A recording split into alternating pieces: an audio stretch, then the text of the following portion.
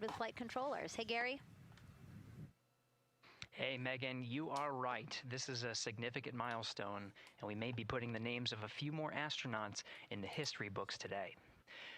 The Artemis II crew is set to launch today. Will join a select list of humans to fly in a spacecraft for the very first time. And Artemis II, like missions before it, is a test mission. During Ascent, the crew good evening, everybody, and I guess we're doing the wind down now for the launch of Artemis II. Some of these will be on called out Facebook and directly YouTube. by Capcom Stan Love during Ascent, and some are a little more subtle. These calls can be split into two categories: alternate main engine cutoff or MECO targets, and aborts. First, there are two alternate MECO targets, or AMTs. These note milestones to give flight control teams and astronauts an idea of what would happen after that moment should the core stage lose one of the main engines. First is AMT low. You won't hear it called out by the crew or Capcom since this happens right at liftoff. If the core stage loses one engine at this moment, an abort once around option could be made at main engine cutoff, meaning the crew could target a splashdown in the Pacific. The second is AMT high, which would be called out by Capcom's Stan Love around 22 seconds. After this moment, if the core stage loses an engine, we can still pursue an alternate mission in low Earth orbit to accomplish some of the test objectives. And at about 5 minutes, 16 seconds into the flight, you'll hear the call 3-engine press. This is a good moment. After this point, if the core stage loses an engine, we can still make a nominal main engine cutoff and pursue a moon mission as expected. Again, these MECO targets give the flight control teams and crew an idea of what lies ahead should one main engine be lost, but assumes we are otherwise continuing to a main engine cutoff target. I'm going to say that there are probably thousands of live feeds out there right now. Everybody and their dog are running the live feed at this moment, I guess, for Artemis II. So, and rightly so. That's good. Our boys all buckled in there, getting settled in for the last little bit. Our crew. So we're just going to hang on here, keep live for a little while. I'm just going to keep it on the NASA feed because that's what seems to be the place we want to be, I guess. So we'll continue. Abort capability can be used from here at the pad through roughly 3 minutes and 22 seconds into the flight. Next is an untargeted abort splashdown, or UAS. This uses Orion service module engines to escape the SLS and becomes available immediately after the launch abort system jettisons.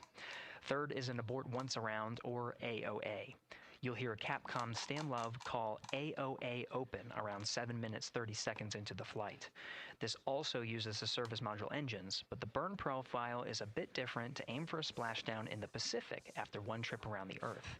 NASA's expedited recovery teams are staged off the coast of San Diego to get to the crew and integrity quickly for this abort option.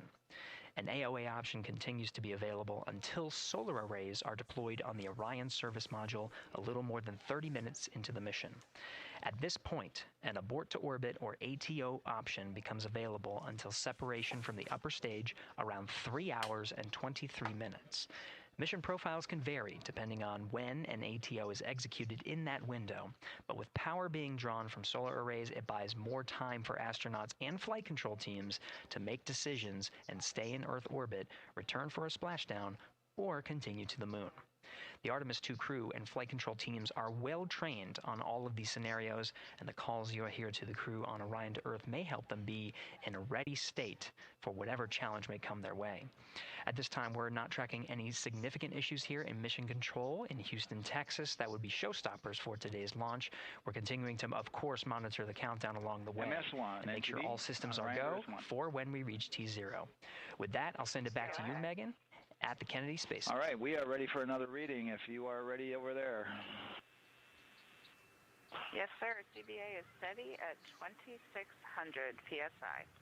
All right, copy that. And you know, the more times we ask you to do that, the closer we get to launch, so that's a good thing.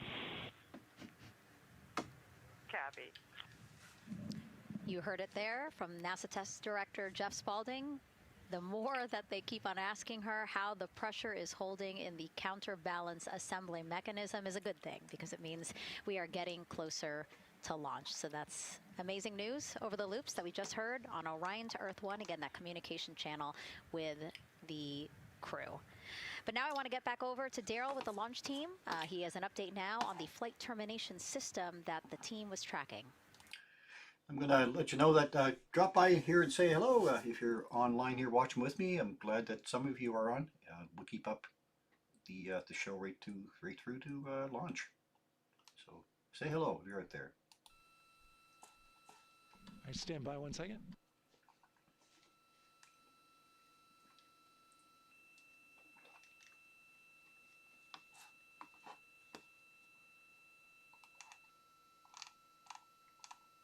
Okay. Sorry about that. We were just getting an update, in fact, about what I was about to report out on the range. And the good news is the range is go. So we reported that they were working to verify their equipment regarding the FTS system. And they asked for a little of that verification work to be done by one of the FTS engineers here in the firing room. He went out to the VAB to get some legacy hardware to help out with it. But in the end, this is a fix that the range had come up with to get clearance, to clear the range rather, and to as well work the FTS system. And so now they are go. Again, the range is go. That is no longer a constraint. And so you combine that with the fact that the rocket and the ground systems here also working, no constraints, clear board here is great news. So again, the range is green, and we're continuing to work through the countdown. We got a weather update that came in to the launch director from Launch Weather Officer Mark Berger. He reported out that there's still a little bit of feisty weather activity that's happening up in the Titusville area. That's the city neighboring the Kennedy Space Center. Those showers had passed over Kennedy, and then now they're currently over in Titusville, currently still within that mile kind of constraint of flight through precipitation rule. But we're still far enough from the window that it looks like it won't be an issue. And in fact, we're seeing some good sunlight now breaking through onto the launch pad. As you can see, it's actually shining on the other side of the rocket here. But to the west, we're starting to see some of that clearing that was forecast. And so the launch weather officer held his forecast for 80% go for flight during our launch window tonight, which, as a reminder, is 6:24 p.m. Eastern Time until 8:24 p.m. Eastern Time.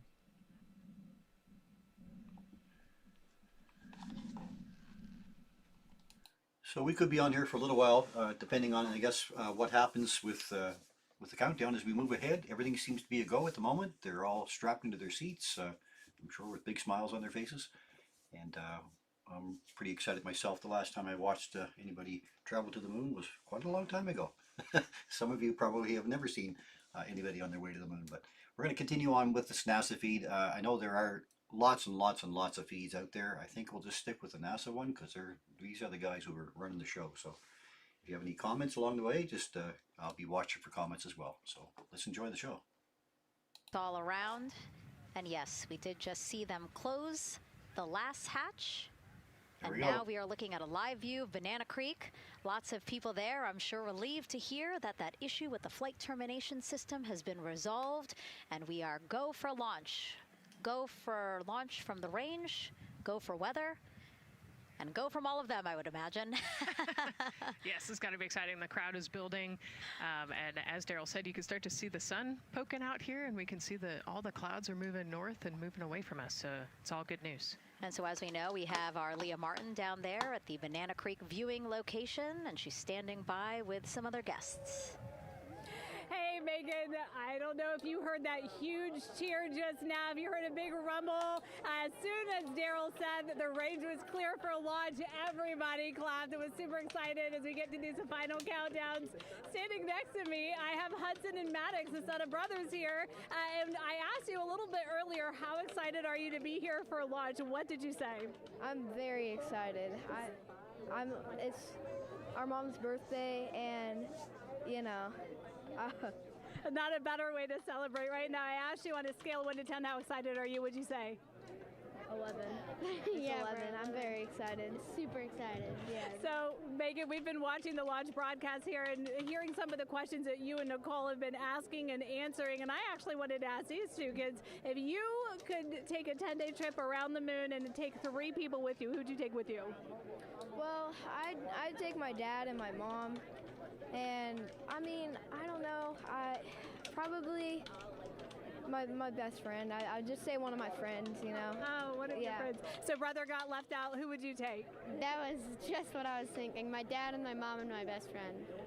That's a pretty good answer. Your brother can get his own trip to space, right? Yeah. So I'm actually joined here also by Dad. Now, you were sharing with me that a lot of the work that you've been doing over the last several months has been prepping the launch teams, our engineering teams, our ground systems teams to get ready for launch, to be mindful and to be in this moment. How does it feel to be standing here knowing that the people you've worked so closely with are doing what they're passionate about, or doing what they were born to do, moments away from launching this rocket? I mean, this is an exceptionally happy moment for us and all of us and the people that are, about to take off on this historic trip here. And I'm grateful to know that we've helped in some way, shape, or form to help them stay steady and calm, in such an exciting time within the agency. And so to just be here and witness it and know that, they've got some tools to help them stay calm and steady is everything to us. So. Fantastic. Well, Megan, we are standing by ready to go, and we're ready to cheer this team on. Thanks so much, guys. And yes, Leo, we did hear that cheer. That was very exciting. I think the vibe of Wanted to welcome everybody here. I know that you can all get live feeds anywhere else, and I do appreciate you coming on here. We're all going to get the same NASA feed. You could go onto NASA's website or through YouTube and get the same feed that's happening now. But I think it's kind of neat that we're all kind of joining on here together and watching everything, watching a history be made here at the same time. So I will keep on with the show. Except for one. I think it took all 3 or 4 of them to push that hatch door close, and then they felt around the perimeter of the door to make sure that everything was sitting just right. Right, yeah, we talked about how heavy the crew module hatch is. This hatch is just as heavy probably, and so, they're working the closure here and working those connections, and you can see, yeah, there's still 3, 4, 5 people that we can see in the white room. It takes a lot of people to get these hatches closed and this rocket ready to launch. Mm-hmm. And so the next step in the countdown is that this team will start closing out the white room. So basically disconnecting things, stowing things, making sure that when they leave, there is nothing that isn't supposed to be there. And really, then at that point, it's just all 4 of the crew member, Victor, Reed, Christina, and Jeremy by themselves at the top of the launch pad. Yeah, and then eventually that crew access arm will move away, and then it'll really just be them up on top of that rocket. Mm-hmm. Yeah, your eyes lit up when I said that. That's exciting. It is. It is.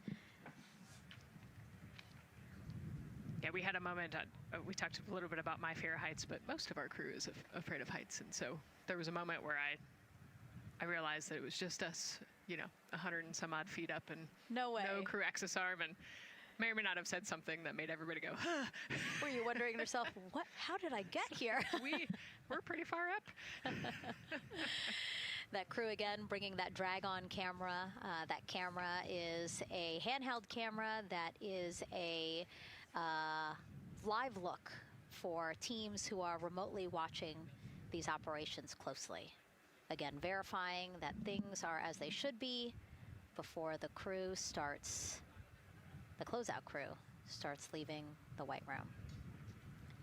You see them checking their procedures.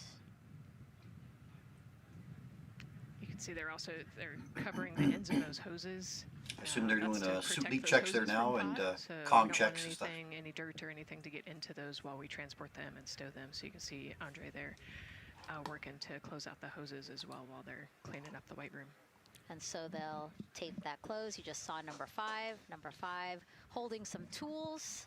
Again, we'll stow those away. You have to account for everything. Obviously, they did have tools out. They did have procedures, paper, notes out. Like all of that has to go.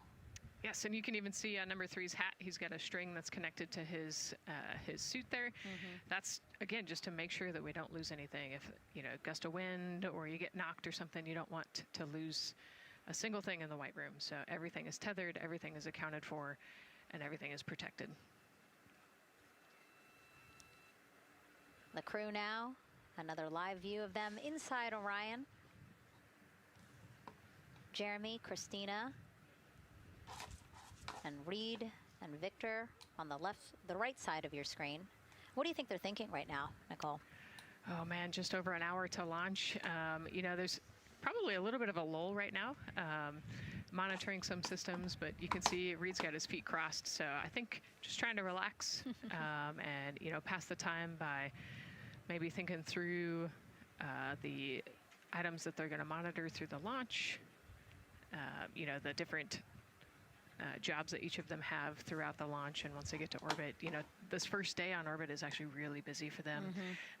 They've got, you know, 2 burns that they have to monitor. They've got to get the system set up, and they've got to get the cabin set up. So there's a lot going on in the next 24 hours for this crew. I think they've got a couple sections where they get to take a nap, but I don't think they get a full night's rest for quite some time. So, yeah, you know, going through what's next.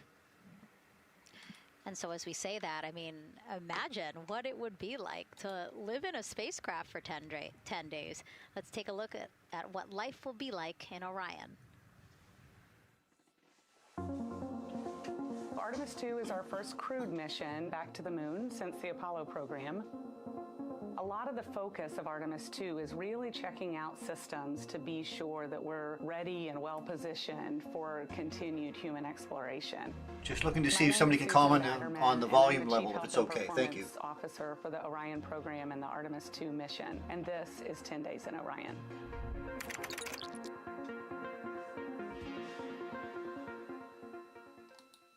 For this mission, the crew will launch in the Orion spacecraft on top of the Space Launch System rocket, or the SLS rocket. Once they've launched and achieved orbit, they'll continue on checking out many of the different critical Orion systems, check out some of the critical medical systems, and be sure that we understand how the crew would do that successfully within the volume of Orion. We also have, of course, systems to feed the crew. They have a potable water dispenser that they'll check out. And then we also have a food warmer, kind of looks like a suitcase that the crew can use to heat their food. They're also going to check out the flight wheel system. We'll have the crew perform some initial exercises. Part of that is to ensure that the flight wheel is actually working, but part of it is actually to be sure that our environmental control systems are actually working. For sleeping, the crew will sleep in sleeping bags. Some crew members like to be very tightly bound up, and some like to float very free. They'll use the toilet for the first time and be sure that it's able to flush. While they're on their journey, they'll do some testing that they quickly don their suit just to be sure that we would be ready in the future for an emergency.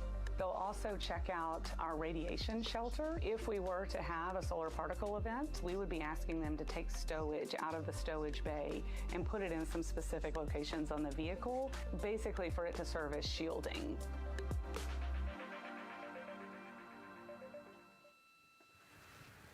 And so I want to talk a little bit more about what we just heard in that package. I am interested in the space food. So Reed, Victor, Christina, and Jeremy have a pretty big menu to choose from, so that's really cool. We're actually going to pull up a graphic now that kind of shows you some of the food that they're going to have with them on their 10-day journey around the moon. We know of more than 10 types of beverages. There's coffee, a mango peach smoothie, apple cider, lemonade, so those all sound delicious. And now I've just remembered I haven't eaten lunch. They're actually not too bad. I actually have a mango peach smoothie with me today. No way. Yeah. So you can see they come in these little packets here, but it's just kind of a dried powder that you add water to. So this would actually, you'd add 175 milliliters of water and let it sit for 2 to 5 minutes, and then you can stick a straw in it. You saw in that package they put a straw on the top septum portion there, and then you can drink it. And so this is the packaging. This is food that you brought up with you, or that you had while you were at the ISS. Yes. Yeah, actually, this is all food that we have available to us on the standard, what we call the standard menu on the space station. And so actually the graphic there showed quite a bit of the standard menu that they're going to take with them. So yeah, let's pull space it back food up, is space actually. food. Yeah, we can we can use the food that we have been using. You know, our food lab at Johnson Space Center actually creates that food, and then they stabilize it and they package it for us and everything. So they do a really wonderful job out there. We've got different types of food. You know, you can see I've got this is a soup, tomato basil soup, so thermal stabilized. It's already hydrated, so you just throw it in that food warmer that we talked about, and then you can eat it. But then we also I have some shrimp cocktail here that's, you know, irradiated, so it's in a package that protects it.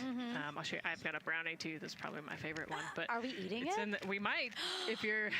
Yes. Look, see, they want us to eat. I don't know what happened, but it worked out with what we were saying here. So it's in an outer package to help protect it against, you know, radiation, and then it's in this inner package. And so this cosmic brownie, actually the trick, Anne McLean, my crewmate, taught me, the trick is you got to put this in the food warmer and get it nice and warm, and then you can get it. But so what we do is we just take scissors and you open it up, and then it comes right out. So these brownies are nice because they don't have a ton of crumbs, and so you can actually just eat it pretty easily in space. You know, if you imagine, that would not happen in space. It would not fall. But yeah, so we've got all sorts of things that you can actually eat. The menu's pretty good and pretty diverse on the space station, and then as you saw, pretty diverse for Orion. Nice. Yeah, that's amazing. And again, here's a look at the crowd that's starting to continue to grow here as we get closer and closer to launch. We are now under an hour from the opening of our 2-hour launch window at 6:24 p.m. Eastern Time. And so let's take some questions from social media. We haven't taken some of those for a while. You put that brownie away, Nicole, or I'm going to steal it. Nicole, we have another celebrity who submitted a question. Let's take a look. Okay. A quick question for the Artemis crew. What food from Earth would you bring with you into space? And why would it be lasagna? Because that's the greatest food. Again, not really a question. Yeah. Because he was like, it's lasagna. It's got to be lasagna. You know, there is lasagna on Space Station, and it wasn't too bad. Probably not my favorite food of all, but yeah, lasagna's not a bad option. It's a high-calorie meal. If you're trying to, you know, carb load for a spacewalk or something, it's a great option. Yeah, I remember Christina saying that her favorite food on the menu, and actually, she was saying that she was getting in trouble because people kept on saying, you can't eat mac and cheese every day, Christina. You know, we mentioned the mac and cheese and brisket earlier. Man, I would put those two on a tortilla. That would be great. That sounds delicious, delicious. Well, thank you so much, everyone, for sending in those questions. For everyone from a 5-year-old that we got a question from to all the way to Roy Woods Jr. there, a comedian. So thank you so much. And if you're just joining us, welcome to the Space Coast of Florida, where we are counting down to liftoff of Artemis II. Under an hour now. You see a beautiful aerial shot there of our rocket on the pad. For the first time in more than 50 years, we are sending humans to fly around the moon and back, and we're taking you all of you with us on this next chapter of human spaceflight. I'm NASA's Megan Cruz, and this is NASA astronaut Nicole Ayers. Great to have you here, Nicole. Yes, this has been a beautiful day. Excited. We're continuing to march towards this launch. Yeah, and if all goes as planned, this crew could travel farther from Earth than any other humans before them and see parts of the moon no one has ever laid eyes on. How exciting. Yes. Exciting is an understatement, I think. That's true. We're going to see the far side of the moon for the first time by humans in a long time. It's important. And as the crowd again builds behind us, more activity that you're seeing here at the Kennedy Space Center press site. We also have a ton of people gathering around the world to watch this history-making moment. So let's take a look at those watch parties now. Oh. That crowd has grown. We checked with them probably like 30 minutes ago, and it was half that. But again, as we get closer and closer to launch, we are seeing more and more people gather together, wanting to experience this together and not just in a vacuum at home, you know? Yes, this is so exciting. Look at all of those people. Man. And now here we are back in Seattle, the Museum of Flight. Again, people gathered there to show their kid. We see someone walking in the second row there. His first crewed launch to the moon. How exciting. That is exciting. Hello, everyone. Woo. Oh, that's so great. And now let's get you up to speed on what's happened so far. Again, we are now within an hour of the opening of our launch window. So what has been happening so far today? Well, a lot. After waking up and grabbing a bite to eat, our Artemis II crew suited up inside the historic crew quarters, a tradition that dates back decades. Teams helped them into their custom Orion crew survival suits, and just like other crews before them, they gathered around a table for a card game to pass the time, but to also burn off any lingering bad luck before they walked in the footsteps of every NASA astronaut launching from Kennedy Space Center since Apollo 7 in 1968. They walked outside the Neil Armstrong Operations and Checkout Building to greet a crowd of family, friends, supporters before getting into their Astrovan for their security-escorted ride out to historic Launch Complex 39B. They got a close-up look at the SLS rocket, then walked across the crew access arm and climbed one by one inside their Orion spacecraft. After that, teams conducted final checks with the crew before closing both hatches, the crew module hatch, as well as what you're seeing there, the launch abort system hatch. And now we are back live at the pad where the closeout crew is getting ready to leave the White Room. They are now tethered, Nicole, because they are about to move some pieces that connect the Orion spacecraft to the White Room, correct? Yes, there's kind of what I would call a shroud. You can see them working that there. So it is actually connected, so that way the gap between the crew access arm and the crew module, and well, I guess that's the LAS there, is covered. But they're about to remove that so that the crew access arm is not connected to the rocket in any way, so that it can retract here in the next few minutes. And for how we're looking with the launch countdown milestones, let's go to Daryl Nail in the Launch Control Center. All right, thank you very much, Megan. And as you can see there, the finishing touches, as you've been talking about, to the LAS, which brings me to that subject, because we currently are hearing the launch team is working an issue that was reported out with the LAS. At least there's an issue apparently with a battery on the LAS.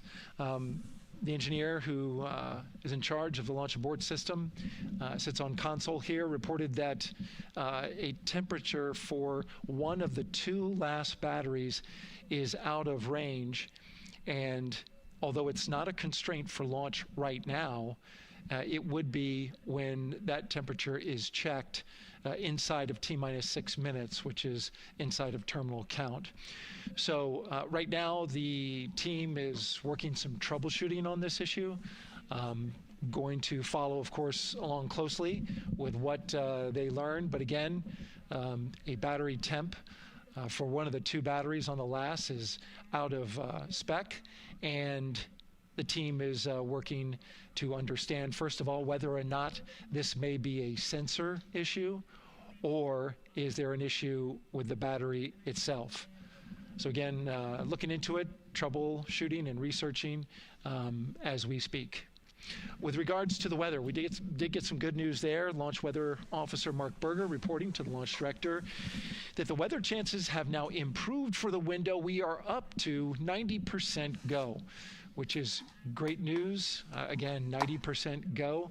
That is up from the 80% that we started when we had the first weather forecast come out officially 3 days ago. And so that is great. And for anybody who's here in the launch area knows that is certainly viewable. They can see that by just looking up. So we're getting some good clearing as forecast. And then just a reminder for those people who are watching the launch from the nearby area that if you're watching on an internet-enabled device, just remember that there may be a little bit of a delay. Can't tell you how much of a delay, but since it's on an internet device, sometimes this broadcast might be a little behind what you're actually seeing. So just keep that in mind as you are watching. Don't wait to the last second to run outside if you're inside your RV or your camper or your house. That's the latest here from the firing room. Of course, we'll keep track of that last battery issue. We'll send it back now to Megan and Nicole at the host desk. Two of them there had to be tethered to the inside of the White Room, because obviously now we have detached the White Room from the Orion spacecraft. Yes, that view is quite something. Yeah, spectacular. Yep. Oh, no, I'm sorry. I forgot. Nicole's scared of heights. Ooh, that is quite a view. An astronaut afraid of heights is actually not uncommon, as we've learned today. But yes, so obviously, again, things proceeding as we march closer to the opening of our 2-hour launch window at 6:24 p.m. Eastern Time. Again, the closeout crew just finishing up those last couple of things they have to do before leaving the White Room and then leaving the pad, leaving only the 4 Artemis II crew members inside the spacecraft by themselves at the pad. Yeah, and then we'll be curious to follow the battery issue on the LAS as well. I think sometimes it's just a sensor issue, sometimes it's a battery issue. So hopefully they figure that out quickly. Mm-hmm. And so if we can take a shot of the crew inside the capsule, if one's available, why don't we talk a little bit more about each of them? So we have Artemis II Commander Reed Wiseman, Baltimore native, and he's actually, you see his feet in that shot there from inside Orion. He's been in space once before as flight engineer for Expedition 41 aboard the International Space Station from May through November 2014. During the 165-day mission, Reed and his crewmates completed more than 300 science experiments in areas like human physiology, medicine, physical science, earth science, as well as astrophysics. They actually set a milestone for station science by completing a record 82 research hours in a single week. He also served as chief of NASA's astronaut office from December 2020 to December 2022. His 2 daughters were out to wave goodbye to him as he made his way to the launch pad. And again, there's Reed's feet.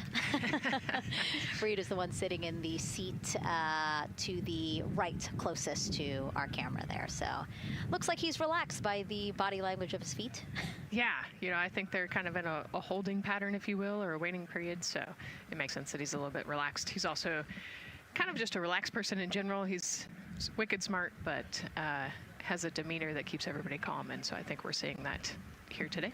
And so in this shot, Reed is the one sitting on the left, and to his right, Artemis II pilot Victor Glover. NASA selected the California native as an astronaut in 2013, and at the time he was actually serving as a legislative fellow in the United States Senate. His first trip to space, November 2020, pilot of NASA's SpaceX Crew 1 mission. That was the first operational mission of NASA's Commercial Crew program, which resumed launching American rockets from American soil to the International Space Station since the end of the shuttle program.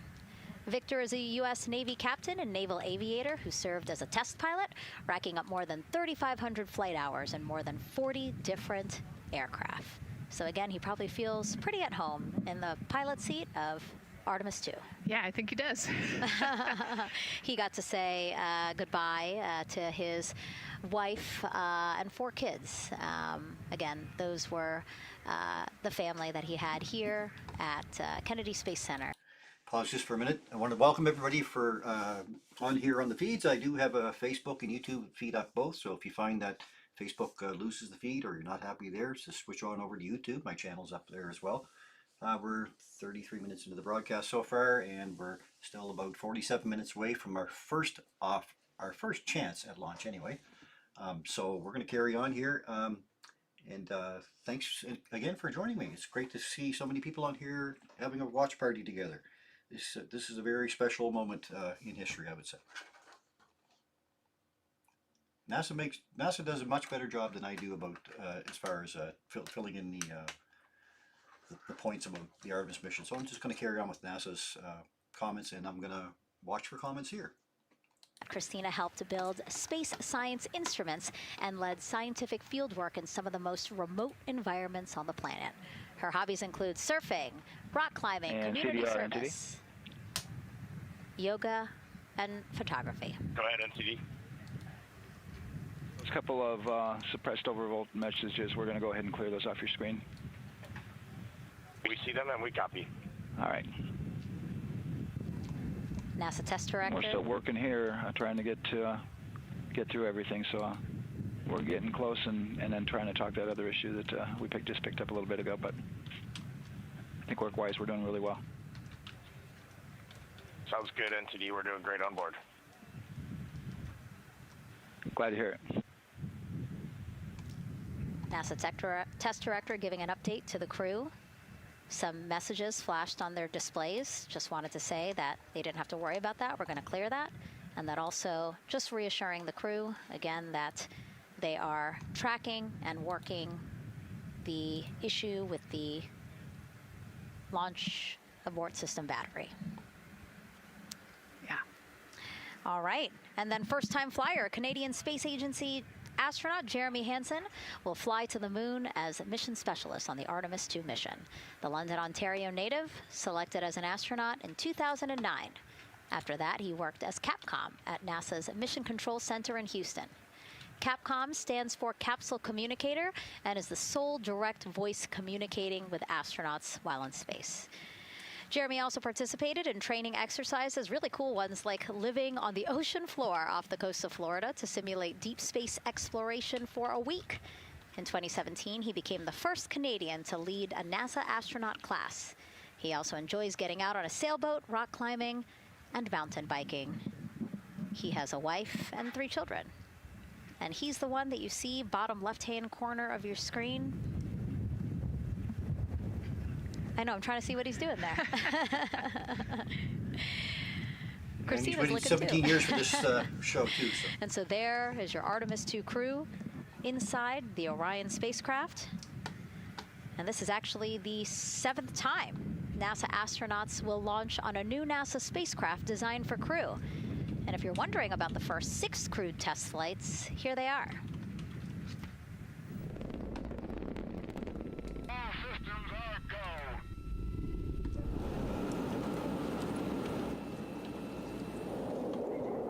Gemini 3, Gus Grissom, John Young, March 23, 1965. Apollo 7, Wally Schirra, Don Isley, Walt Cunningham, October 11, 1968. Space Transportation System, or STS-1, John Young, Robert Crippen, April 12, 1981. Then NASA SpaceX Demo 2, Doug Hurley, Bob Behnken, May 30th, 2020, followed by NASA's Boeing crew flight tests. Butch Wilmore, Sonny Williams, June 5th, 2024. And now, Artemis II with Reed, Victor, Christina, and Jeremy. It is really surprising, honestly, to hear that through all these decades, through all these launches we've had, this is only our 7th new vehicle that we're testing for crew. Yeah, you know, we have so many different missions that we think about and we talk about, but really 7 vehicles that we've tested and that we're flying. You know, I like to think of spaceflight really as a permanent test, right? We have, you know, hundreds of missions or so. You know, an airplane that gets tested and then flown has thousands of data points. And so really spaceflight is always going to be in the test field. And I think it's important to remember that, especially as we put humans on rockets that we never have before, or for the 7th time we start a new vehicle and a new mission. Just getting word now that White Room closeouts are complete. And so the closeout crew is preparing to leave the pad. It's exciting stuff. We are making good time, and the closeout crew is doing really well. 41 minutes, 43 seconds and counting until the opening of our window. And Artemis II is a 10-day mission that will send the 4-person crew on a journey around the moon and back to Earth. It will be a critical step towards future lunar and Mars missions.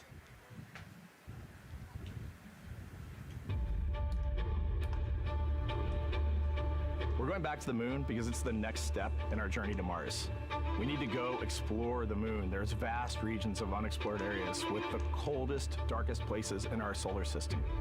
This is a test mission, and when we get off the planet, we might come right back home. We might spend 3 or 4 days around Earth. We might go to the moon. That's where we want to go, but it is a test mission, and we are ready for every scenario as we ride this amazing space launch system in the Orion spacecraft. But another reason we're going back to the moon is to fulfill NASA's mission, which is is to explore the unknown in air and space, to innovate for the benefit of humanity, and to inspire the world through discovery. And when we succeed and when we accomplish the things that we set out to accomplish, that inspiration not only can set up new things to happen, but it also is a reminder in tough times that we're capable of doing great things when we work together.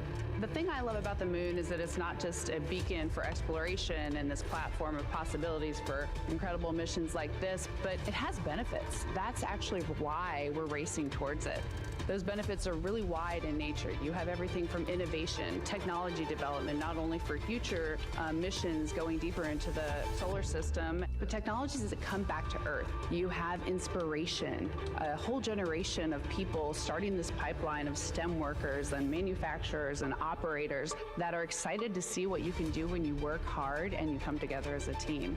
When I think about the four of us flying around the far side of the moon, seeing that Earth rise, taking images and video and sending them back to you, the feeling that I have inside is hope. We know that Artemis II is not the solution for humanity on planet Earth, but it is a contribution in the positive column. We hope that just for a moment that people will pause and say, wow, it's extraordinary when you look back upon the Earth with over 8 billion people, and you see this concrete example of what humanity can do, this extraordinary thing when we set big goals and CDR entity to achieve them.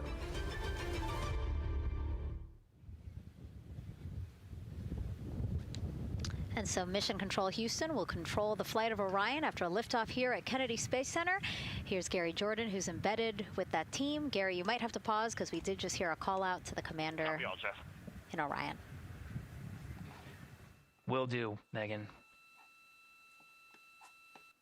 I think that was Commander Reed Wiseman responding to prepare for some of the next steps. We are now holding at the T-minus 10-minute hold. Expected a 30-minute hold. So we are well on the countdown. We are well on the timeline to meet this L- time and launch towards the beginning of the window, but continuing to track progress along the way. Again, I'm here with the Artemis II flight control teams in Mission Control Houston. The team in the room behind me has been monitoring the countdown and verifying their own mission-specific launch criteria of the Space Launch System, the Orion spacecraft integrity, and its crew. During the final poll before launch, if all looks good from each of the flight controllers in this room, Flight Director Judd Freeling will report a go for launch from Houston Flight. Upon liftoff, teams here take control of the mission and communicate with the crew while they fly on the Space Launch System. This phase of flight is highly dynamic, and each console position has a dedicated and important role of looking after critical systems. You'll hear calls from Capcom and NASA astronaut Stan Love in this room to the Artemis II crew as milestones are reached during the more than 8 minutes of powered flight on the core stage. Liftoff and Ascent are just the beginning. This room will be staffed around the clock over the next 10 days to oversee every moment of the mission through splashdown.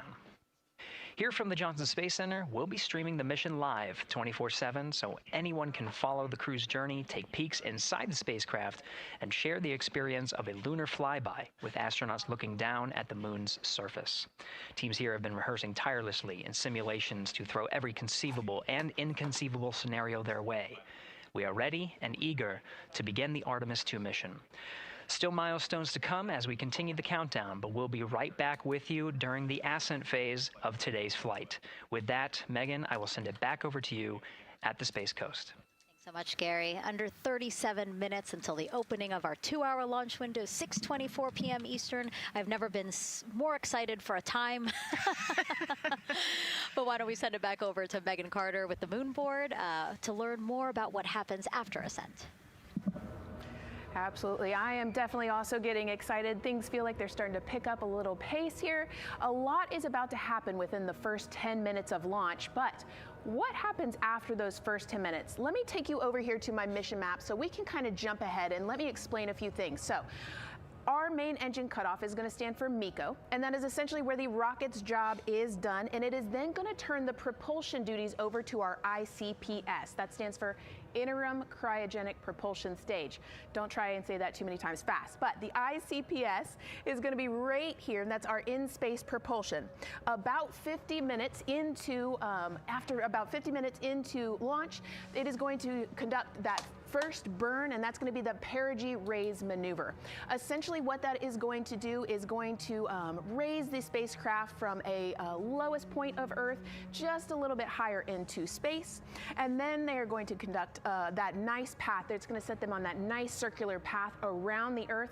That's when they're going to start to be able to really check out this spacecraft. The Orion spacecraft is going to be able to, like we've talked about, be maneuvered by the crew. They're going to check out those life support systems, and communication checkout's going to be vital at that point as well, obviously. Then they will be conducting that another burn, and that's going to raise them just a little bit higher again. And then they will, it'll be about time for the ICPS to separate, and they will start another lap around the Earth as well. Now, the ICPS, but even after it separates, its job will not be done because they will have the opportunity to conduct something called the Proximity Operations Demonstration. And this is going to be really important for our future lunar missions because the ICPS actually has a target on it, and the crew is going to have the opportunity to manually maneuver these spacecraft like we've mentioned and practice those docking maneuvers. Now, obviously, they will not be docking for this mission, but that is, again, going to be critical for those lunar missions in the future. Now, all right, after that ICPS has separated and they've done that second lap, they're going to conduct 2 more burns. And what these burns are going to do is set them up to the high enough orbit and a fast enough speed in order to conduct the translunar injection. This is going to be that critical moment and that critical milestone where they are going to produce about 6,000 pounds of thrust. And this is that point that is going to take them out of low Earth orbit into deep space, and it's going to set them on that nice path towards that lunar flyby. And I know we have talked a little bit about why this could be a record-breaking flyby and journey to the moon. And with that, I'm going to turn it back over to Megan so she can tell us just why.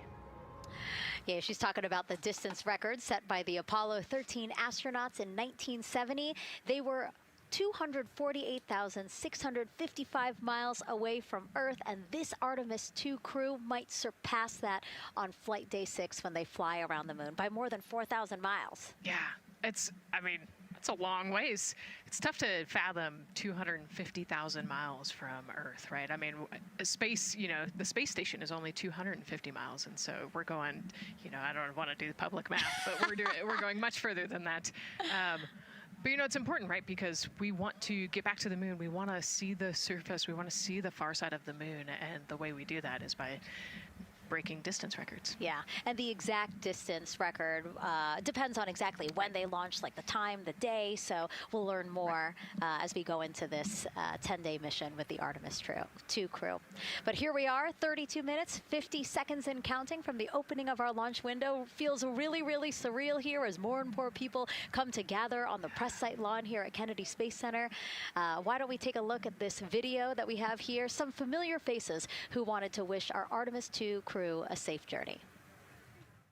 Reed, Victor, Christina, and Jeremy, you are the real deal.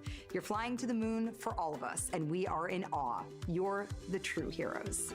You are not just astronauts.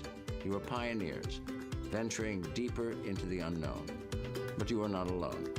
We will be all cheering you on from planet Earth. Hey, I'm Victor Wembanyama, and I play basketball in the NBA. But I'm not only interested in shooting hoops. I'm also interested in shooting stars, dark matter, and all other types of astronomical phenomenon. And to the Artemis II astronauts who are shooting for the moon, I wish them good luck and Godspeed. Hi everybody, I'm Ryan Gosling, and I play a biologist who goes to space to save the planet in the film Project Hail Mary. But the Artemis II astronauts are going to space for real, and they will travel farther from Earth than any humans in history. Sending all our best wishes to the Artemis II crew. I just want to say how proud I am of each of you and how inspired you make me. But it's not just about me. Your mission is going to inspire future generations of scientists, engineers, athletes, and dreamers to do something that they never thought possible. Hey, it's Roy Wood Jr., and I want to wish the Artemis II crew a happy and safe journey to the moon, well, around the moon. To go around, I know what you're doing. You got to look for a parking space. This is to go around the moon, make sure somewhere to park, and then you park journey. Good luck. It's actually a really good way to explain what how this mission builds. Again, we are hoping to land astronauts on the surface of the moon in maybe 2 years. So yes, we are looking around the moon on this lunar flyby mission to see where we might park. Thank you, Roywood Jr. Okay, and as we look at this live view of the rocket on the pad, there is a spectacular place here at Kennedy Space Center to watch launch from, and that's the Banana Creek viewing area. Why don't we go back there where the crowd is excited, and Leah has the best assignment ever, talking to people who are super excited about being here for Artemis II.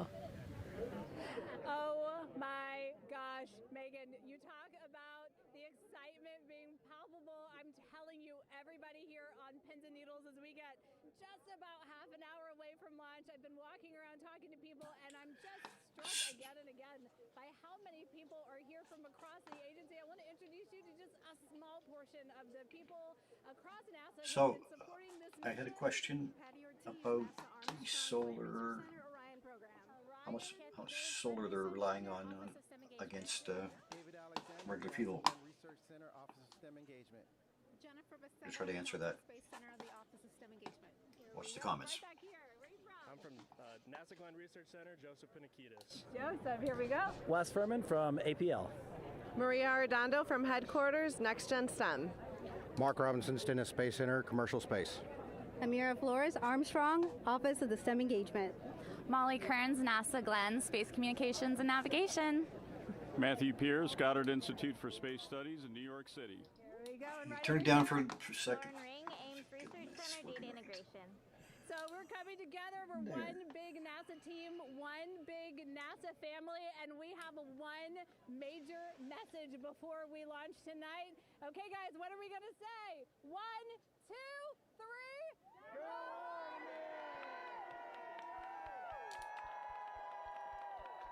Okay, checking to see if volume is coming through. It's not. Okay. Oh my gosh, that made me so emotional. That was so inspiring to see. I mean, wow, yeah, that was great. I mean, just to hear everybody say their position, what they're doing to support this mission is amazing. And I'm sure this was something that really rang true and resonated with NASA's Administrator Jared Isaacman, again, to see the workforce come together to do the work and then to be here for launch. So why don't we actually go over to him now with our Jasmine Hopkins at one of our other viewing locations. All right, Megan, thank you so much. The energy here on the balcony is honestly becoming electric as we get so close to launch. And now we are thrilled to welcome NASA Administrator Jared Isaacman. Jared, we're really entering a golden age of exploration. How will Artemis II set the pace for the coming years? Well, I mean, Artemis II is the opening act, right? This is the test mission. This is getting very comfortable with the SLS rocket, the Orion spacecraft. No humans have ever flown on this before, right? And we're going to put it through its paces. We'll go into Earth orbit for a little bit, make sure Orion's doing okay, and then we are sending them, right? We're going to send them farther into space than any humans might have gone before, 250,000 miles away, and it's going to set up for the subsequent missions. That's why we're going into the golden age of science and discovery right now, because you're going to see moon rocket launch in 2027 when we do our testing with the lander. We're going to go for the landing on Artemis IV in 2028, and in parallel, we're going to build the moon base, right? And that is going to be filled with science discovery and tech demonstrations that's going to support the enduring presence we're trying to create on the surface. Absolutely. So honestly, history-making years ahead of us, you know, with Artemis III and IV. But first is Artemis II. What will be our single greatest takeaway from this mission? Well, I'll tell you, I mean, after ignition, to me, the moment that I'm going to be most excited for is splashdown. There's no question about that. Good shoots coming down off the West Coast. But look, I think the takeaway from this is gaining extreme comfort in the Orion spacecraft, right? I mean, this is very different than what we've done for more than a half century, right? I mean, the velocities that spacecraft is going to re-enter at, it's going to be new territory for us. We want to get our arms around that completely. So I would say the performance of SLS plus Orion is everything on this one. We want to make sure we do it in as a safe way as we possibly can, understanding what we are undertaking right here, bring our crew back, learn as much we can from the vehicle, set up for Artemis III in 2027. Right, and Administrator, we've actually had a pretty young audience today here, some kids running around the balcony. How do you hope Artemis II inspires that next generation? You know, I talk about this all the time. Like, you know, one of our overarching KPIs that we should always be tracking is the number of people living and working in space. Well, you know what's another strong number 2 on that one? It's the number of kids that are dressing up as astronauts for Halloween so that they grow up, that they're inspired to want to join in this grand endeavor, whether they come work with us here at NASA or they join in industry, but they're helping humankind venture out farther, pursue all the secrets of the universe. Yeah, I think we'll see a lot of kids dressed as astronauts this year. And finally, Jared, you've really made it a personal mission to get to know the people behind the work at NASA. Do you have any final thoughts, any final words before today's history-making launch? Yeah, well, one, I want to express a lot of appreciation. I'll tell you what, the 4 astronauts on top of Artemis II know this. It takes an army to pull a mission together like this, right? Across all 10 of our centers, all of our commercial partners, the international partners that come together to make this possible. My sincere appreciation for everyone who is currently working the mission right now, so getting them ready for launch, that will be watching over them in mission control, recovering this crew when they splash down off the West Coast. I have complete trust and confidence in your abilities, and everybody else who's not directly working on Artemis II. Artemis 3 is coming up next year. When this mobile launcher gets back in the VAB, we're going to start stacking. Wow, plenty of excitement ahead of us. Jared Isaacman, thank you so much for being here. Thank you. Thanks for being here. Of course. All right. And with that, let's get back to the countdown with NASA's Megan Cruz. Under 25 minutes and counting from the opening of our 2-hour launch window, and take a look at all these people behind us. I literally, every moment I turn around and I see the clock, I am like, oh, wow. Oh, wow. There are more people and less time. Yes, exactly, which is a great problem to have. Yes. Now, this first crewed test flight of NASA's Artemis program coincides with the 250th anniversary of our country's founders signing the Declaration of Independence. Exploration is a part of America's DNA, and it continues now with our return to the moon. 250 years ago, 13 colonies laid the foundation for the greatest and most enduring democracy in the history of the world. One driven by courage, faith, and freedom. From that moment, we became a nation defined not by where we stood, but by how far we were willing to go. We conquered vast frontiers, invented tools that shaped a modern world. We found light in the dark, and we rose from the earth. Faster, higher, farther. We pushed beyond the sky and into the unknown. We carried our courage into the cosmos, and we planted the American flag on the moon, the defining achievement of American superiority in space. Today, our curiosity stretches farther than ever. American robots search ancient rivers on Mars. New telescopes unfold to glimpse the first stars. And a new generation prepares to return to the moon, this time to stay. For 250 years, America has carried the light of humanity forward. But American exceptionalism isn't inherited, it's earned. Our greatness comes not only from what we've done, but what we're still determined to discover. Because in every era, across every horizon, America is at its best when it's reaching for something greater. America celebrates 250 years, and we are leading the world into the future. 22 minutes, 15 seconds and counting from Artemis II, NASA's boldest test flight in a generation. The crew has said this often, that they hope it inspires children around the world. And recently, a group of kids here at Kennedy Space Center got a surprise of a lifetime while watching that rocket roll to the launch pad. So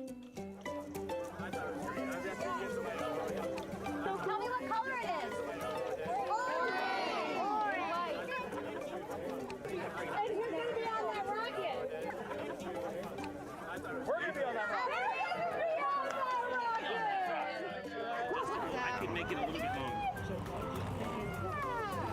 Did you see it?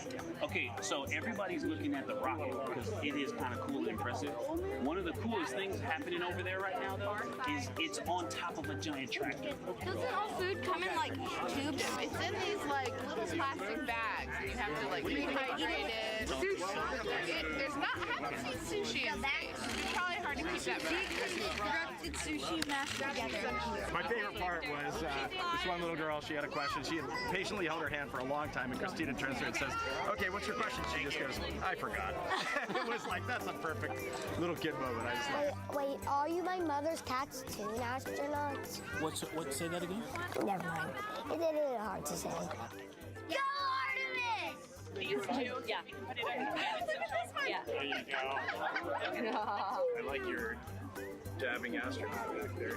It's just so fun to see the enthusiasm, the energy, and a little bit of chaos. 3, 2, 1. Wasn't that so cute? I love kids and their excitement, and even just being real. Like, I don't remember what I was know. gonna He ask. goes, but I'm glad you're here.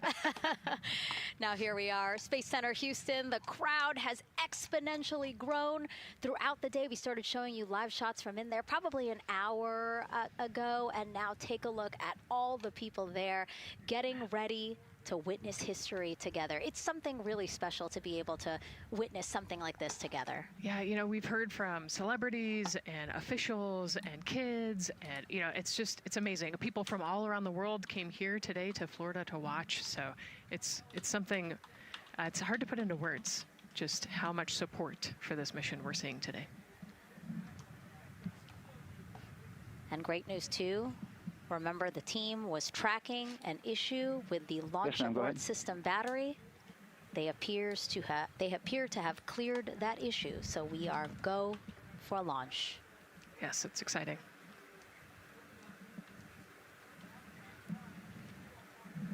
U.S. Space and Rocket Center here, Huntsville, Alabama, waving to the Artemis II crew sitting right there inside Orion.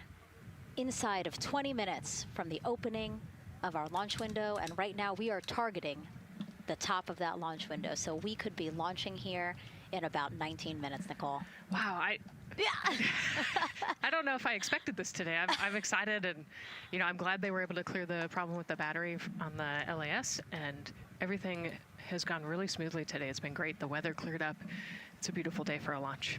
And so now, as we are so close to possibly launch now, just what are your final thoughts as we are about to embark on a mission back to the moon, the first time in more than 50 years? Yeah, just so proud of the crew and all of the teams here on the ground that made this happen. They are carrying the torch from the Apollo era into the Artemis era. And, as the crew likes to say, they want to be the shoulders that the next generation. And let's see, GLS, can you help us with that, please?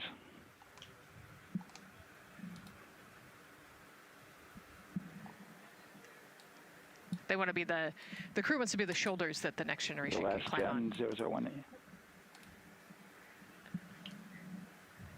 I think it's in their patch. We're going for all. It's in the name of their capsule, integrity, representing humility and the professionalism of everyone that got them there today. So proud of them. We love them. We're excited for them, and we cannot wait to see what they see.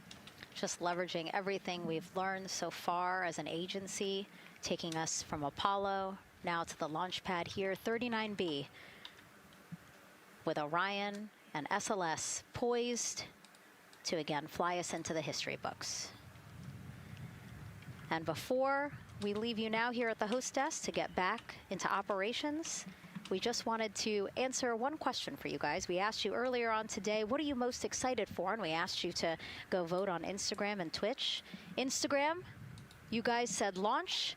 Twitch, you guys said lunar flyby. So I think you guys will all be very excited since we are now about 17 minutes from the opening of our launch window today.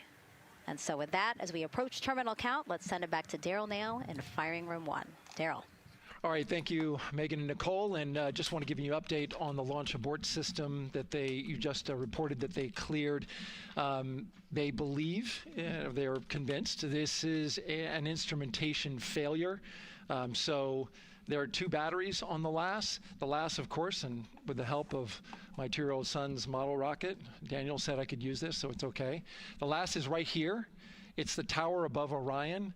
Orion capsule is inside of here. It's used to pull Orion off the rocket in case the rocket something's going on with the rocket, either on the pad or in flight. 2 batteries are bad. Well, I'm sorry, one of the 2 batteries reported an out-of-family temperature, and it was very much out of family. And so they checked their data going back into the vehicle assembly building where they recharged the batteries and worked on them.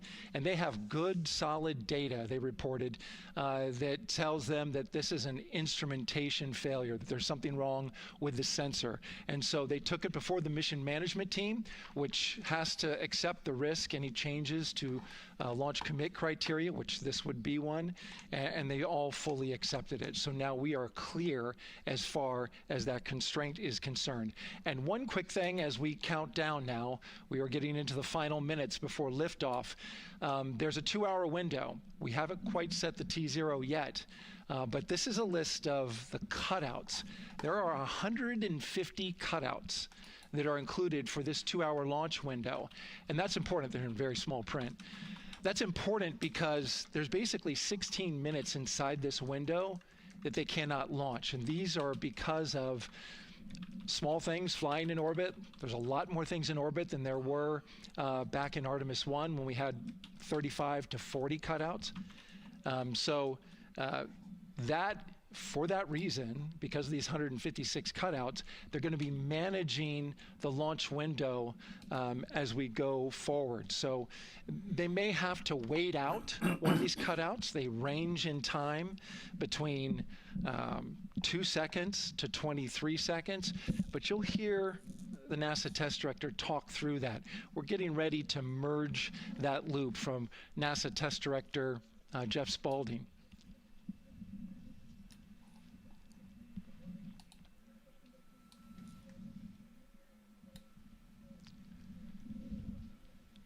And so now I'm listening to the launch team get ready to merge their operational channel.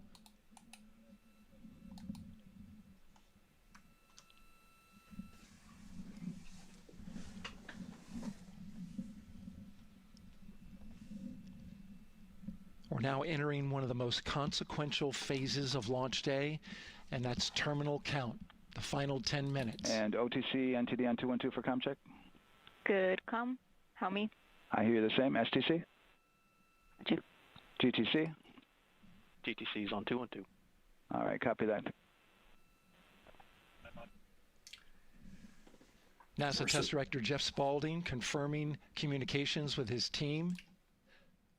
There were some questions on whether or not we would see the Artemis launch from our location here on the Atlantic coast. That we'll hear. One from Spaulding, the NASA test director, confirming the ground systems and the it does not look like we will be able to see it on our end. It's just too far away. We have a clear board. No constraints. But we need confirmation from each individual on the NASA test director team. So we'll hear him poll his team. The other poll that we're waiting for is the poll from Launch Director Charlie Blackwell Thompson, who will take that final status from NASA management before giving the go to come out of a hold. And you're seeing the clock count down at L-12 minutes. CCL, OTC, Orion, RS1. CCL. Yes, sir. Reconfigure ARS primary loop ISO valves. Copy, that's in work. And CDR, OTC, Orion, RS1. Go. ARS loop ISO valves are being closed at this time. Integrity copies. NGDLP. Go. Yes, I had a discussion with sea ice and with MER manager regarding the observation the sea ice had a few minutes ago. They were able to confirm with BCI photos that the condition that they observed has been there since 2025. MER manager has had a chance to review the findings, and they do not have any constraints from either a sea ice or MER manager perspective. Okay. Copy all. And Launch Director NTD, you copy? Yes, sir. I copy. That's good news. OTC, CCL 212. OTC. ARS primary loop isolation valve configurations complete. Copy.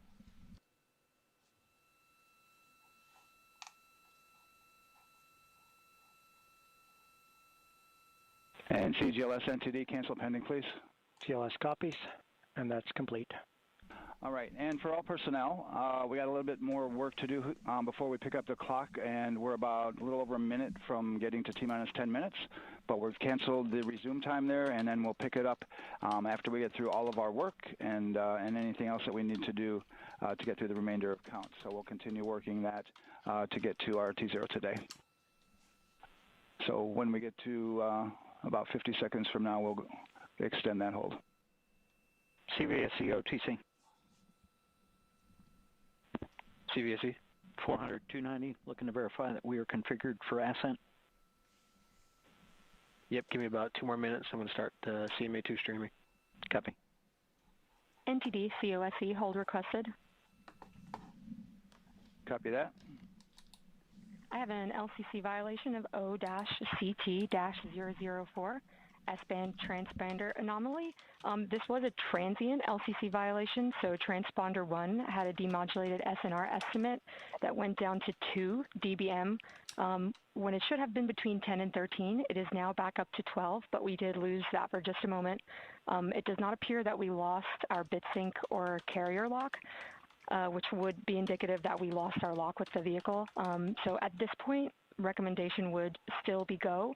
However, we do have a pre-planned contingency procedure if we want to look at that. But again, this was transient, so we're back in a nominal range. All right, let's see, LPE NTD. Yeah, we're not seeing that hit. So I guess the question for COSE, was that less than 3 samples? Was that below our persistence? Stand by, let me look. It did look like it did persist for several seconds on mine, but let me take a look at the number of samples.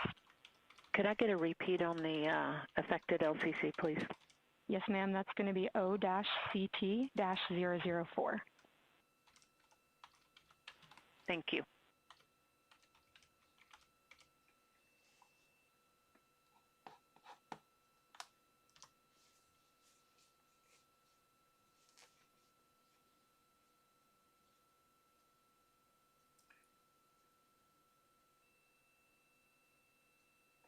Okay, so we're at the 10-minute hold now.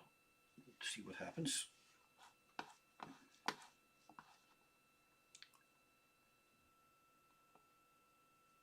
Yeah, us taking a look at the data right here, looks like that was a single sample. Yeah, copy that. RFTS does report that they also lost lock for about 5 seconds. So I would love to ask KUS and see if they also lost lock with the vehicle for any extended amount of period.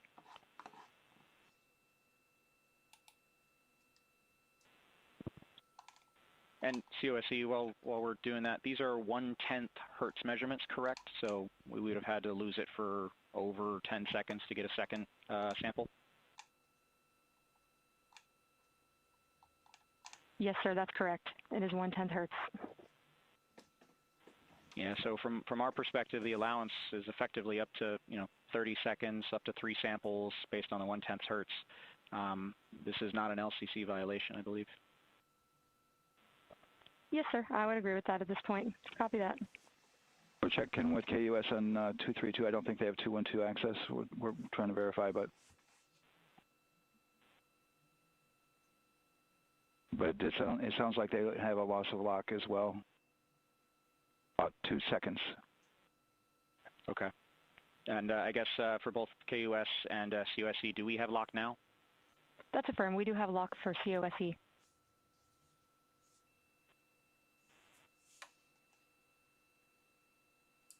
Yeah, so from the integration console perspective, we did have a temporary loss there within the allowable, and per the requirement, let's go. And this is Houston Flight. We have lock and we have good telemetry here in GSE. And KUS is reported to they have good lock now. So it looks like we're a go again. So with all of that, OSC, then are we in a go configuration per your LCC? Yes, sir. Recommendation would be go. Right. LP, you concur with that? Yes, sir. LP concurs go. And Launch Director? Yes, sir. Launch Director concurs go. Awesome. All right, and I'm going to go ahead and just verify everybody has everything else complete, Launch Director, and if we do, we'll be ready to pick up the poll at that time, unless there's something else that you're aware of. No, sir. Let's verify all our work is complete, and I would like one last check of our constraints list. All right, let's see. OTC, are you still waiting for ComConfig, or are you... That is affirmed, sir. Okay, is that your only open item? Yeah, OTC, this is CVSC. That 400 step 290 is complete. Copy. Okay, so OTC, you're complete with all of your work? That's affirmed. All right, copy that. STC? STC is complete. And GTC? GTC is complete. Okay, excellent. All right, and LPE, just want to verify we have no open constraints at this time. No open constraints. We have a clear board, sir. Okay, tracking the same here. And Launch Director, with that, we are clear and ready to pick up the launch readiness poll with your go. All right, sir. I am go for the poll. All right. And for all personnel, this is the NTD conducting the Artemis II launch readiness check. Verify ready to resume count and go for launch. OTC. OTC is go. STC. STC is go. GTC. C's go. MCO. CO's go. Safety Console. The Safety Console is go. LPE. LPE's go. RTD. RTD's go. Houston Flight. Houston Flight is go. ROC. ROC is go. And CDR. Crew is go. Copy that. Thank you, Reed. And Launch Director, NTD, our launch team is ready to proceed at this time. All right, NTD, I copy all. At this time, I'll perform my poll. Attention on the net. This is the Launch Director performing the final poll for launch. Verify no constraints and go for launch. EGS, Program Chief Engineer. Artemis Chief Engineers are go. Copy, thank you. EGS, Chief Safety Officer. The Artemis CSOs are go. Copy, thank you. Range Weather. Launch weather is go. Thank you, LWO. And Artemis MMT Chair. MMT's go. Thank you, John. And Integrity Launch Director. Good Airways, Charlie, PLT. Thank you, Charlie. This is Victor. We are going for our families. MS1. This is Christina. We are going for our teammates. MS2. This is Jeremy. We are going for all humanity. Yes, sir. All right, Charlie, your Artemis II crew is go for launch. Full send. Awesome. I copy that. Reed, Victor, Christina, and Jeremy. On this historic mission, you take with you the heart of this Artemis team, the daring spirit of the American people and our partners across the globe, and the hopes and dreams of a new generation. Good luck. Godspeed, Artemis II. Let's go. Yahoo. And into the Launch Director. Let's light this candle. Go ahead, Launch Director. Yes, sir. You have a go to proceed with countdown. Copy that. I'll put it in work. CDR, NTD. Go. Figure risers and initiate short purge per your EPROC 10.1.1, steps 8 and 9. 10.1.1, 8 and 9 going to work. Copy. CVSC NTD, start and verify recordings of our Orion cameras. Copy. Okay. Well, there you heard it. RSR NTD. RSR. They're getting ready to start terminal count. arm rotation enable at this time, please. It's currently at T-minus 10 minutes. Once we wrap up this last bit of work, SNA arm rotation enable complete. we're going to start that clock. Copy that. Thank you. Integrity crew, close and lock visors.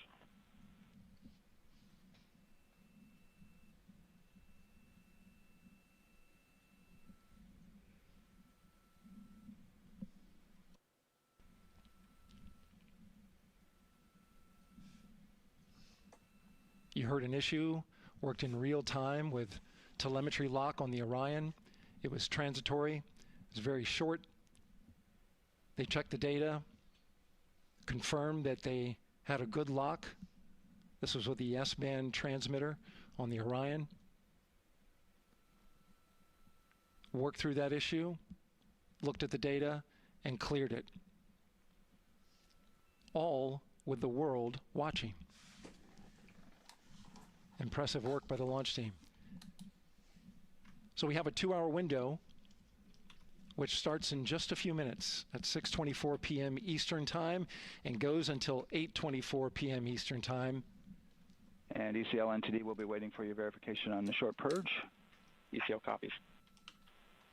And for all personnel, once we get that short purge verification, we'll verify that we are clear to go, and then we'll proceed with the terminal count.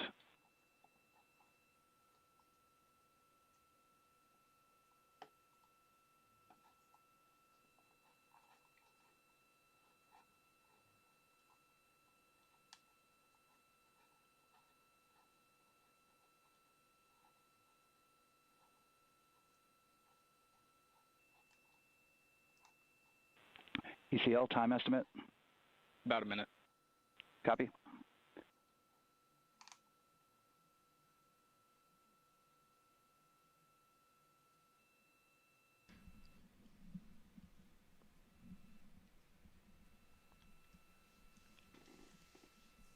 So we're going into the launch window, but not by much, it looks like. Just wrapping up some final work. And once that's completed, you'll hear NASA Test Director Jeff Spaulding ask for the ground launch sequencer operator to go ahead and start the clock. The ground launch sequencer is an application software. It runs on top of the launch control system in the firing room, acts like a conductor of an orchestra, executing hundreds of commands in precise order and timing. It's all autonomous. NTD CCL 212, short purge initiation is verified. All right, copy that, and we're verifying our constraints.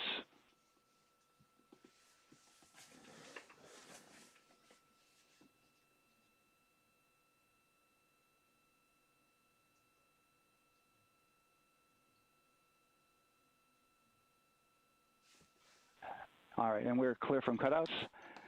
And with that, we're going to resume the clock momentarily. And CGLS, you can resume the clock on your mark. GLS copies. 3, 2, 1, mark. GLS mainline has been initiated. T-minus 10 minutes and counting.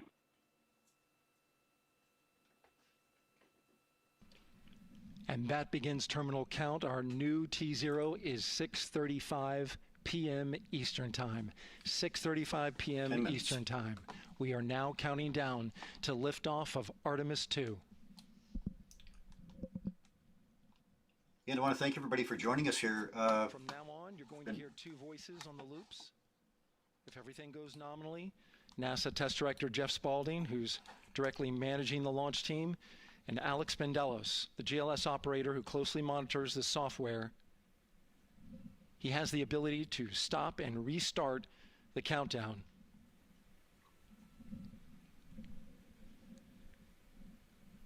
A lot of people ask about whether there's a launch button. There certainly is not. Flight and Rock, our new T0 is 22:35:12.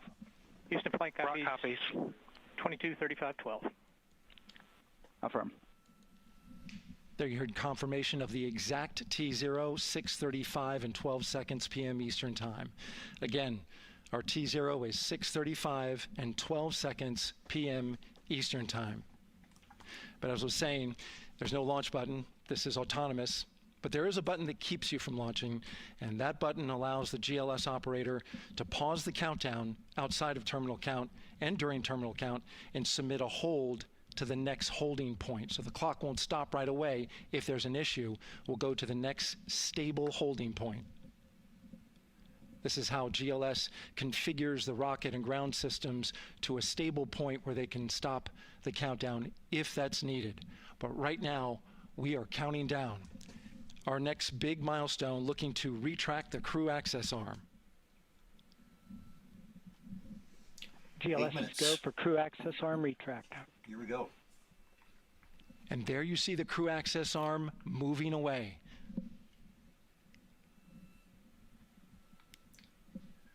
I can only imagine what they're feeling. That's the path that the astronauts took to ingress into the rocket.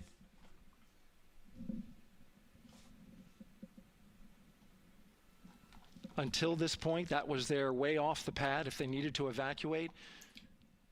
But now with that arm retracting, I believe that can swing back there pretty quick too. System. And they'll begin arming that shortly.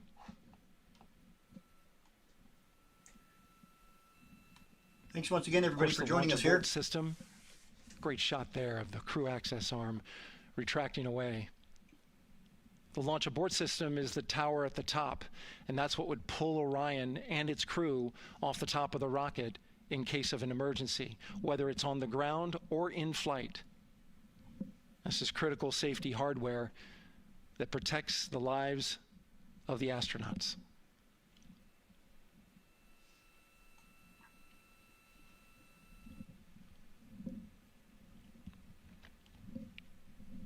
Starting at T-minus 6 minutes, the GLS will start bringing that and other high-energy systems online, starting with core stage pressurization.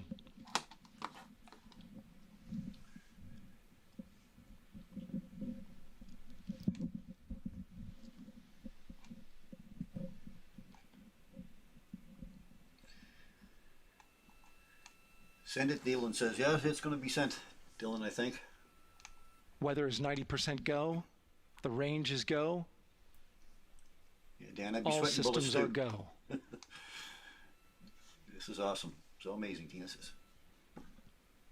GLS is go for core stage tank pressurization. Don't forget, Amy, he can watch the whole mission. That means the replenish valve for the liquid hydrogen tank has now closed, and that tank is beginning to pressurize to flight levels because that hydrogen is naturally boiling inside the tank. We'll get the liquid oxygen tank a little later in the count. I remember that too, Ken. Now the team is waiting for verification that, if needed, the Artemis II crew could use the launch abort system to pull Orion safely off the top of the rocket in an emergency. Let's listen in for that call. Yeah, that would have been pretty interesting, Dave. Verifies last capability available. And CDR, do you copy? CDR copies, last available. That's great news, and you heard the NTD verify that with the commander of the mission. 5 minutes. GLS is go for FTS arm. Now work is being done to arm the flight termination system. This is so the range safety can send a flight termination command if the rocket flies too far off track. There's a brief built-in delay, so the launch abort system has time to pull the astronauts to safety first. GLS is go for LH2 high flow bleed check. All right, the high flow bleed check. That's so the cryo team gets verification that the RS-25 engines, all 4 of them, are in the proper temperature range for launch.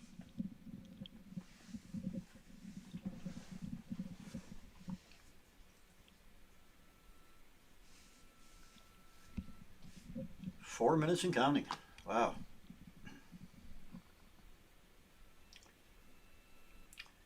I'm honored to experience it all with all of you as well. You know, thank you for everybody for joining on and sharing this. Go for core stage APU start.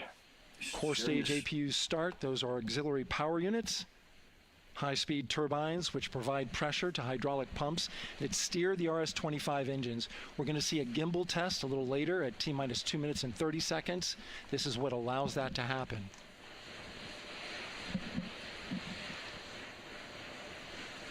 There are 200 of us on here now watching this together. Coming up in about 20 seconds, we're listening for go for purge sequence 4. That's a helium purge of the 4 core stage engines downstream of the propellant valve. This gets all the air and moisture out of there.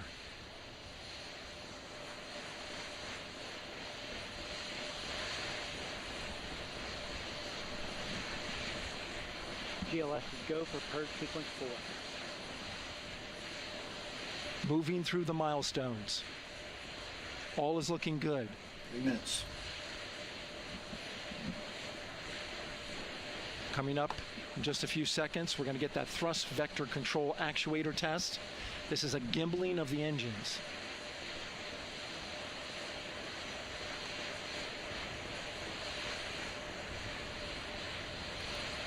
There are the 4 RS-25s, 3 of them. shuttle heritage, one of them built from shuttle parts. These camera views are crazy. And there you see them moving. Wow.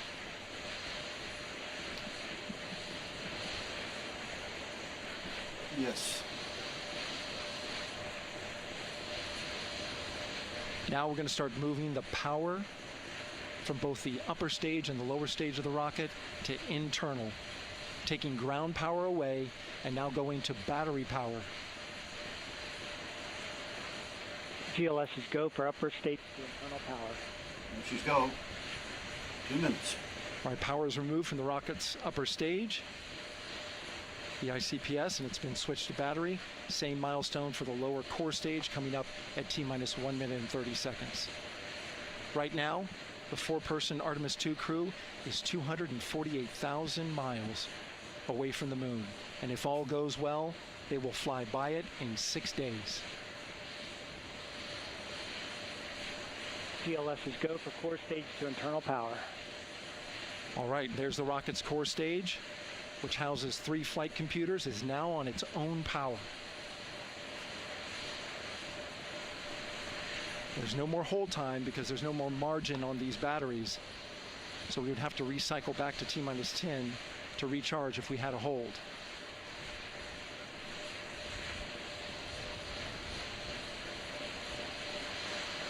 All right, let's light this candle. Right now, the rocket does not know what the T0 is, but coming up at T-minus 33 seconds, control shifts from the ground launch sequencer to the rocket's onboard autonomous launch sequencer, or ALS. The Look at these rocket camera will count views, itself crazy. down, but honor any holds that could come from the ground. Now, shortly after liftoff, Houston will take control of the rocket, and my colleague Gary Jordan will take over commentary. GLS is go for ALS. Great call out. The rocket is on its own. 4 brave explorers ready to ride the most powerful rocket NASA has ever launched. Sound suppression water is flowing. 15 seconds. And here we go. 10, 9, 8, 7, RS-25 engines 5, lit. 4, 3, 2, 1. Booster Light them ignition. boosters. And Boom. liftoff. The crew of Artemis II now bound for the moon. Humanity's next great voyage begins. Go, go, go. Good roll pitch. Roger, roll pitch. Houston now controlling the flight of Integrity on the Artemis II mission around the moon. Integrity AMT high. AMT high. Oh, you son of a... Integrity passes the alternate beacon. Target milestone. Mission Control Houston seeing good performance on 4 main engines. Space Launch System core stage. Wow. Integrity, 3 miles in altitude. Traveling more than 1,200 miles per hour.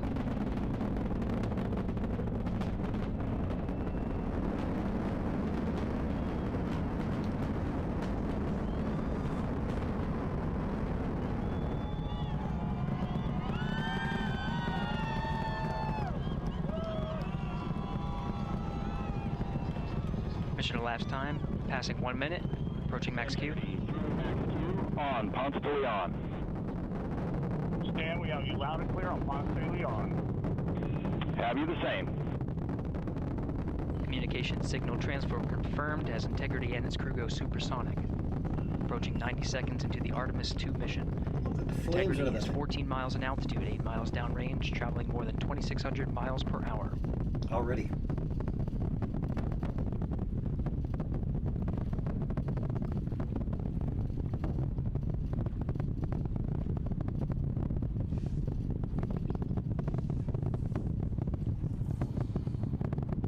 Minute 50 seconds of mission elapsed time, standing by for main engine throttle down to 85%, ahead of solid rocket booster separation expected at the 2-minute 9-second mark. We see throttle down.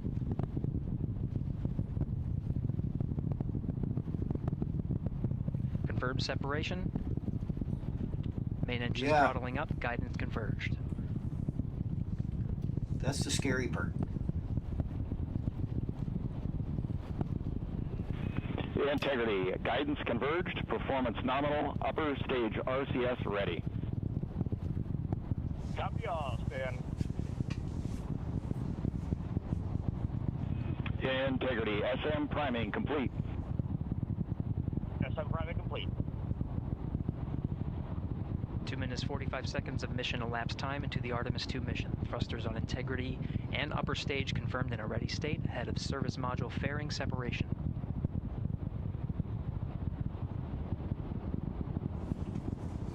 Minutes into the flight. Integrity 49 miles in altitude, 78 miles downrange. There's now passing 5,000 miles per hour. Nice. Look at that. There she goes. The fairings are gone.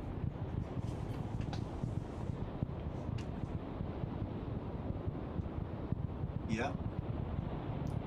Launch abort system's Standing gone. by for launch abort system jettison. Houston Integrity, good last jettison, great view. Copy jettison, Team Eco 8+02. Yeah, Dorothy, I was doing the moonwalk right here in my room. We see the same on board, Stan. And Houston has you loud and clear on Tidris at the Carmen line. Nice. Outstanding, Stan, we have you the same. 3 minutes 50 seconds into the flight of Artemis II, Wiseman, Glover, Cook, and Hansen cross the boundary to space with good comm checks. GPS signals acquired after last jettison now working on internal checks to verify accuracy. Flight Dynamics Officer analyzed the time of main engine cutoff, confirmed at 8 minutes 2 seconds, time of MECO.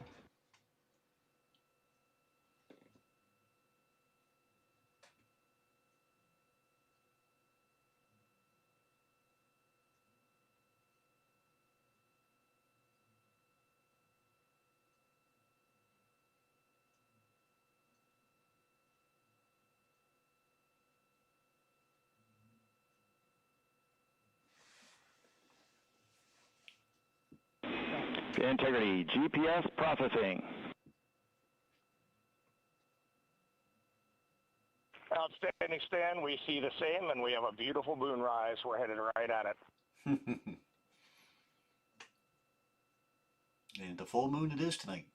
Approaching 5 minutes into the flight, Commander Reed Wiseman confirms he has visuals of his destination. GPS guidance, navigation, and control software finishes internal checks and sends to navigation channels. Integrity, 3 engine press. 3 engine press. On time, now passing 5 minutes 20 seconds of mission elapsed time into the Artemis II mission. At this point, 3 good main engines are all that's needed to carry Integrity to a nominal main engine cutoff target. Though at this time, we're seeing 4 good engines here in Mission Control Houston. Integrity, 75 miles in altitude, 330 miles downrange, approaching 10,000 miles per hour.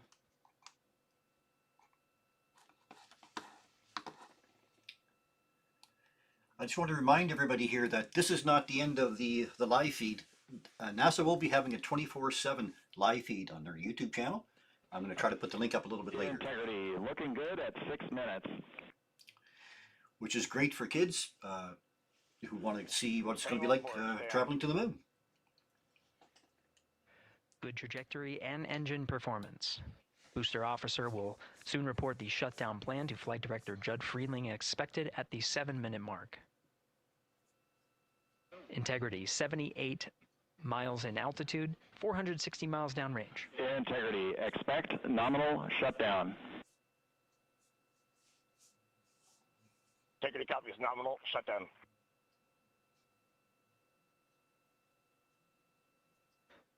Six minutes 40 seconds of mission elapsed time. Shutdown plan is as expected. Again, the time of MECO was confirmed at 8 minutes 2 seconds into the flight.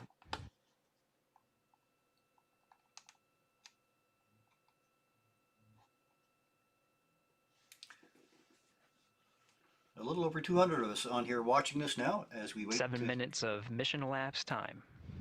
We should be getting a lot of video pretty soon. Throttling down as we approach the abort once around option. Milestone at the 7-minute 30-second mark. Now 84 miles in altitude, 650 miles downrange, traveling more than 15,000 miles per hour. Integrity, AOA open. AOA open. The window is now open for an abort once around option that would target splashdown in the Pacific Ocean. Still following nominal ascent at this time.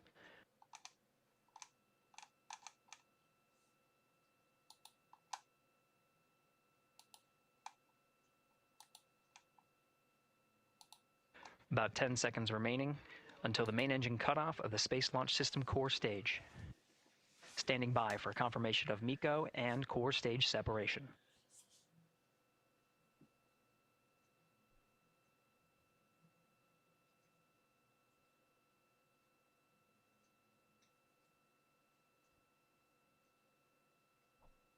There it goes.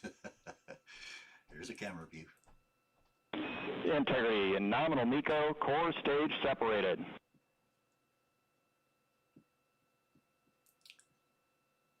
We see the same on board, Stan.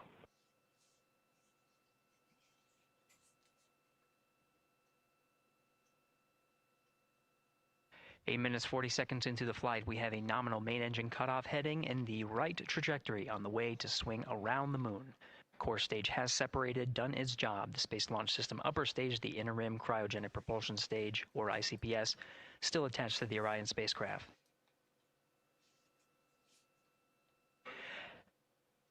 Nine minutes of mission elapsed time. Integrity crew of Reed Wiseman, Victor Glover, Christina Cook, and Jeremy Hansen now in orbit around the Earth at the beginning of their journey to the moon.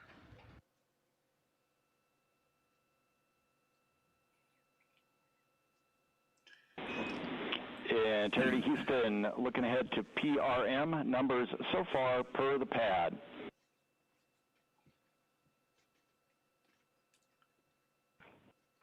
Copy that, Stan. Numbers for the pad.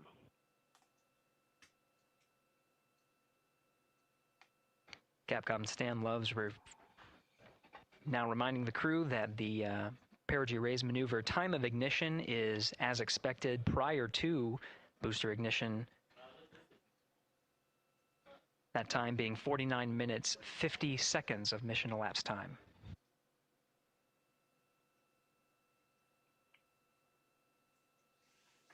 So that's the next part of it, I guess. They go into high orbit. Does that mean 49 minutes after launch? So we're still quite a ways away from that. What a launch, huh? Amazing. We're back. Well, they're back. Humanity's back. And on our way back to visiting our celestial neighbor after 50 years. Integrity, good. Neds deploy.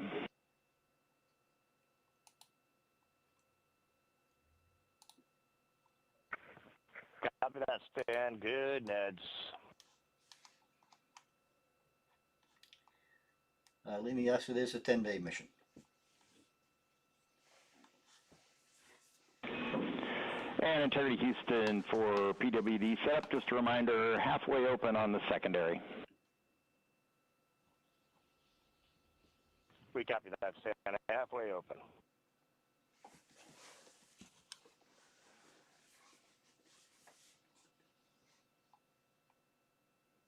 Passing 11 minutes of mission elapsed time.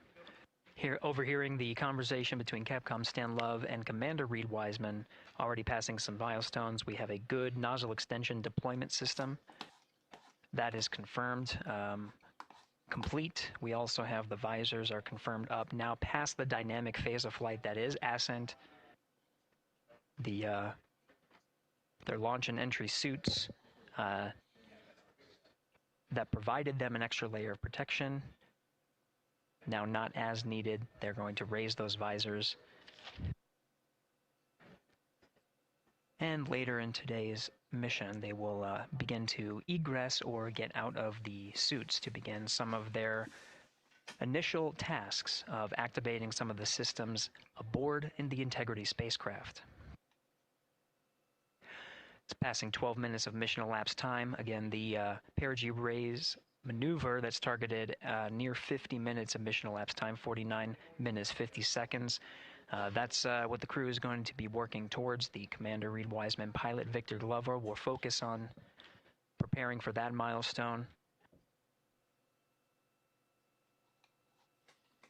In the meantime, mission specialist Christina Cook and Jeremy Hansen will start some of the activation of environmental control life support systems. You may hear confirmation of their activation over the Orion to Earth communication network.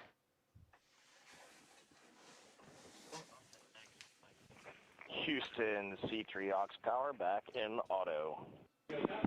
Copy C3 aux, and we're 2 minutes to maneuver. We'll wait for this maneuver and then we'll sign off for now. But I want to remind everybody that it will be a 24/7 live feed, and I will share the link later on.